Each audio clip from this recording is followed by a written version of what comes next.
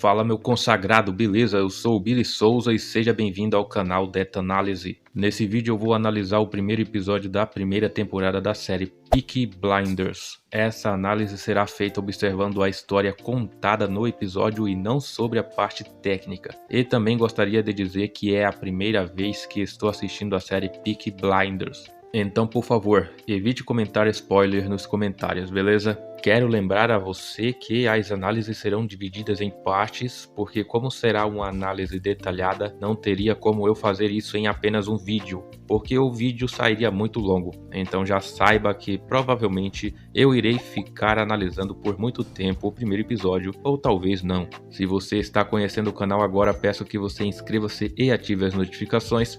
O objetivo do canal é fazer vídeos analisando detalhadamente cada episódio de séries, e se você curte esse tipo de vídeo, deixe a sua inscrição. O episódio já começa agitado com um homem e uma mulher com um bebê no colo correndo desesperados.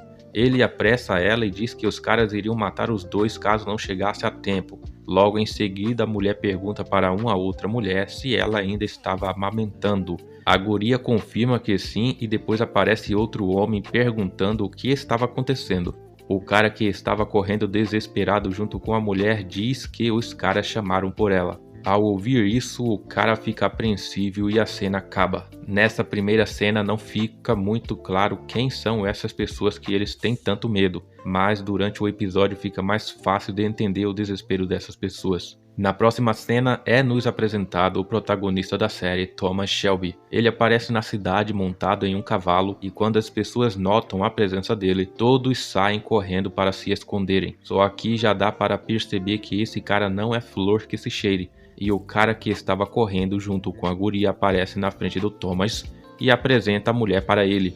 Aí o Thomas pergunta ao cara se é ela quem lê a sorte e em seguida ele entrega algo para o homem que estava ao lado da mulher. Em seguida a guria coloca um bagulho estranho na mão, de cor vermelha, faz um ritual estranho parecendo que está invocando algum espírito ruim e depois assopra o pó vermelho na cara do cavalo. Essa cena em que ela assopra o pó na cara do cavalo eu achei incrível, achei essa cena bem feita. Com certeza essa cena não foi de verdade, provavelmente usaram uma computação gráfica ali simulando o cavalo, ou talvez era realmente um cavalo e usaram efeitos gráficos simulando o pó vermelho. Até aí fica complicado saber exatamente o que ela estava fazendo, até que a cena mostra o moleque que estava escondido explicando aos dois amigos dele que ela estava fazendo um feitiço para o cavalo ganhar a corrida. Depois que a guria fez o que tinha que ser feito, ela e o cara saem correndo e o Thomas diz a todos que estavam escondidos que o nome do cavalo era Monaghan Boy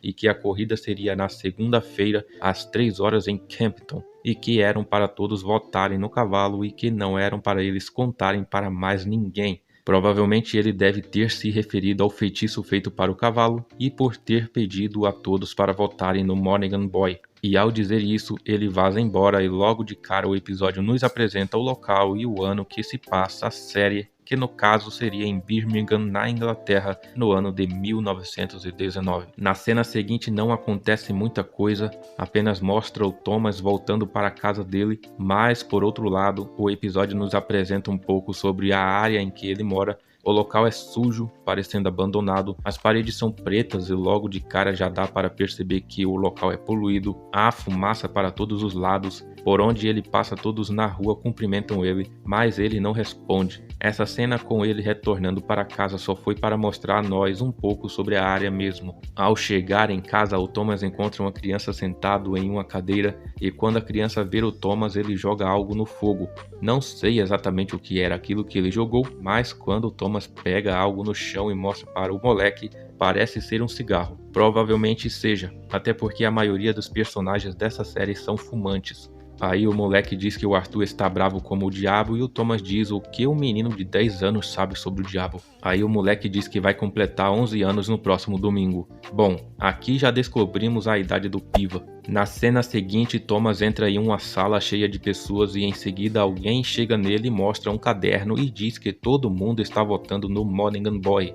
Há uma observação a ser feita aqui. Tudo indica que houve um salto temporal entre a cena em que ele volta para a casa de cavalo com esta cena do cara mostrando a lista de pessoas que votaram no cavalo. pois não faria muito sentido as pessoas começarem a votar no cavalo no mesmo dia que o Thomas fez o feitiço.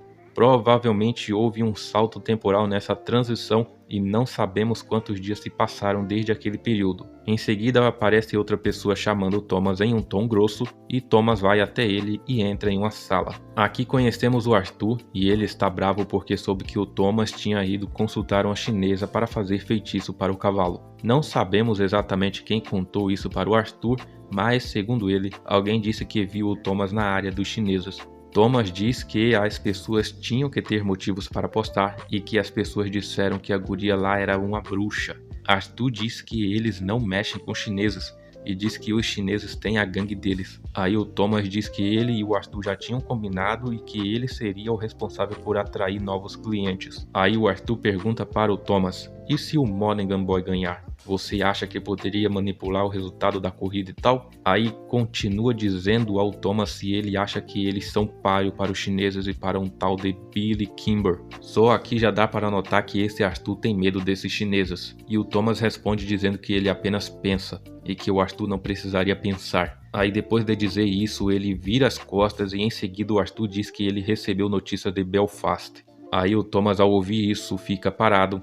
Parece que ao ouvir isso ele ficou preocupado, mas infelizmente não disse nada. Ao sair da sala, o Arthur vai até a porta e diz que vai marcar uma reunião às 8 e que era para todos da família estarem na reunião. Thomas vira as costas e sai e o Arthur diz: "Você me ouviu? Tem problema chegando aí." Agora a cena nos leva para dentro de um trem onde nos apresenta uma pessoa. Logo em seguida vemos que ele está segurando algo que está relacionado a um roubo de munições e que nela estão contidas os principais suspeitos. E essa cena aqui do trem é muito interessante porque aqui nos mostra quais são as funções de alguns personagens que foram nos apresentados. Como por exemplo aqui, ao abrir a pasta ele se depara com o primeiro suspeito da lista, que é o Arthur Shelby, e logo abaixo diz que o Arthur é líder dos Peaky Blinders. Também diz que ele é um gangster e bookmaker, cuja tradução diz que é relacionado à casa de apostas. E o próximo suspeito seria o Thomas Shelby, e aqui diz que o Thomas é uma pessoa que está envolvida com extorsão e assalto à mão armada. E tem mais informações ali escritas e infelizmente eu não consigo saber exatamente o que estava escrito ali. E depois do cara ler sobre as informações dos dois suspeitos da lista, a cena do trem acaba. Essa foi a primeira análise do primeiro episódio da série. No próximo vídeo continuaremos a nossa análise detalhada sobre esse primeiro episódio. Se você gostou do vídeo, deixe o seu like para ajudar no engajamento do vídeo. É isso aí, falou, um forte abraço e até o próximo vídeo.